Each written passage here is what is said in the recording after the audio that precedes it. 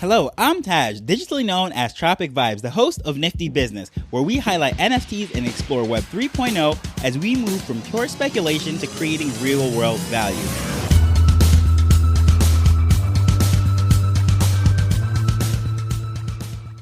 Maybe it's because I'm a sports guy, but I am definitely a sucker for a comeback story. And today we're going to discuss Pudgy Penguins, which in my opinion, one of the best comeback stories in all of Web3. Now, Pudgy Penguins originally minted back in July of 2021. During this time, this was the peak animal profile picture craze. That was when the lions and the apes and the bears and the tigers, oh my, like everything is coming out. All these different projects, and they even had the alliteration of the double P's, the Pudgy Penguins.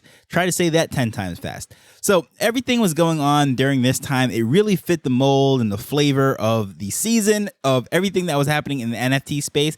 And this thing was 8,888 at 0.3 ETH. And at the price of that time, Ethereum was running about $2,000. So we're talking about a $60 mint. Very affordable, even by those standards of that day. And this netted the project about $500,000, give or take, right? Depending where ETH is for that particular day.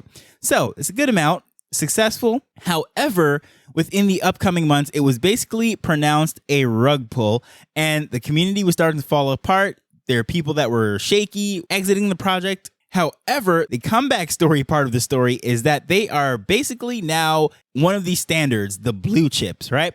So it is under new management and some great things have happened, and that's what we're going to discuss today.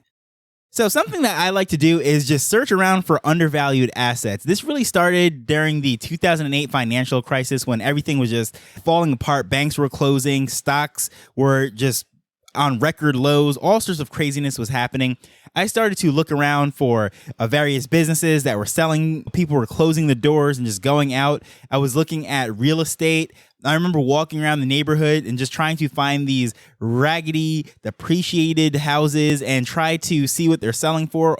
During this time, a lot of foreclosures and everything, and trying to just do the math to see, well, what is these things actually worth? And I remember walking through my neighborhood at the time, and I saw a house in a nice village area of the town, which is very expensive to live there.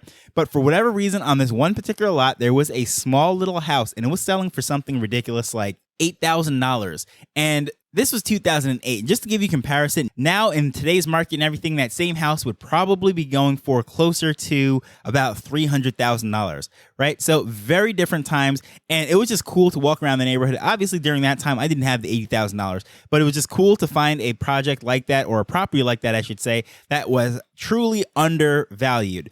And even in this whole NFT Web3 space, there's a lot of things that I have been buying. Why my liquidity is all tied up right now is because so many things, in my opinion, were undervalued. And I was just diving into projects that I could not afford at the beginning of all this craze. And I was seeing the opportunity to get into some great ones and just really get that on the bottom floor. So being able to see this thing as a depreciated asset was one of the crazy things where the community wanted to take over. They wanted to push out the original founders because they were making a fortune on empty promises. Now, taking over a project, first of all, that is not an easy task because the person who controls the smart contract essentially is the owner of that project. I shouldn't say the owner of the project.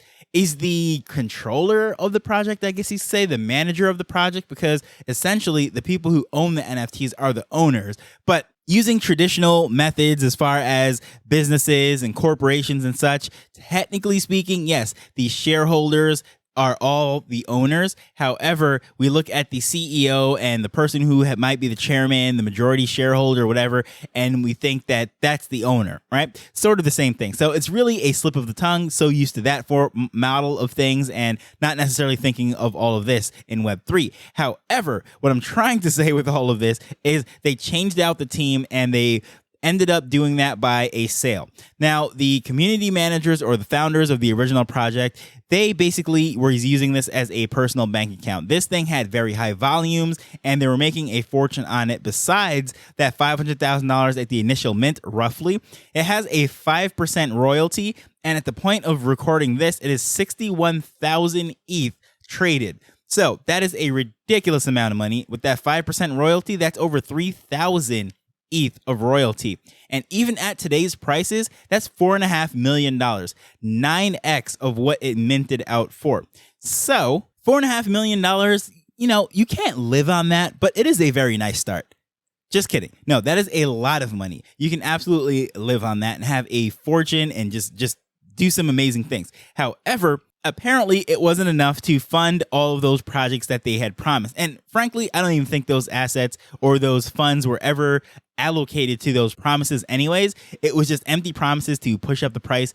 And needless to say, everything all fell apart. The founder of OpenDAO, 9x9x, had a conversation and a thread that he put out saying that he had conversations with the founders and the team. The project is really in shambles, and during that time, they were trying to sell it and unload this thing as a shell corporation, meaning that there was nothing on the inside, and it was really just the contract and the project itself, but all the funds, everything was not going in, and they wanted to sell it, I believe, for 888. So, of course, those negotiations fell apart, and it ended up being publicly tweeted, and once everything was saying that it was all a lie and was disputed, well, he had the proof there, screenshot everything, posted it. So all that drama is going on, but eventually they got a sale. Now, the person who's the CEO that is running it is a guy by the name of Luca Netz, who's committed to executing some of those promises and really adding value back to the community, getting it to be where it needs to be. And it's just absolutely amazing to see that at this point right now, the Pudgy Penguins are back and they are one of the hot topics within the Web3 space. And that is really not an easy thing to do. But so far, they've been able to accomplish it. It has a 3.5 ETH floor right now to get into the project. And again, very few projects breaks that 1 ETH, but they are 3.5 times that. Pretty impressive. But most importantly, the thing that Luca has over the original founders or whoever might have taken over this thing is that the community supports him, is truly behind him, and they're excited to finally see some of those promises being fulfilled. So that brings me to the broader landscape of things and say, well, what else is there out there? Is it possible to take over a project and just basically become the new CEO of it? Well, yes, absolutely. You can either buy the tokens or have some sort of contractual agreement where the smart contract with all of the NFTs and the coding and all of that stuff, I should say, is stored on to make the NFTs. Whoever controls that really controls the project for the most part. But I'll spare you all the details to say that this is definitely a work in progress. They're rolling things out. They're funding the ship from port to port as they stop from one thing on the roadmap or the plans within the community to the next. And the results have been pretty impressive so far. As I said, I love rooting for the underdogs. I love a great comeback story such as Rocky and just someone who had no odds to ever become the champion and became a champion. Well, that sports love of the underdog and everything really carries over into business and in life in general. And when a project does something like this, takes over, is basically pronounced dead as far as what's going on with those original founders and to getting back to where it is right now, way out of my price range. And I'm not in the project, but I'm definitely keeping a close eye on them. I think it's very interesting the things that they're doing. And if they roll out even half of those promises that were made by the original founder, I think the community, the project will be in a great and interesting space. And I'm sure I'm going to have to cover them more because a lot of promises were made. Now, the direction where it is going to go, obviously, this is up to the new management team and the community. It can go anywhere. They could keep any of those elements, or they could just basically scrap everything, start from scratch, just using the name as IP. But who knows where it's going to go. Very excited either way. So hopefully you found this very interesting. I would love to know your thoughts on the Pudgy Penguins or any other project for that matter that really went up and crashed back down and has a fighting chance to really get back to where it was or even surpass that. Love hearing those stories. Please feel free to reach out to me at Tropic Vibes on Twitter. But as usual, I want to thank you for taking the time to listen to this as we're learning and building Web3 together. So until next time, later. The Nifty Business Arrow is not investment advice. It provides insights and information within the space. As with anything, please do your own research before making a decision whether you're making an investment or a purchase.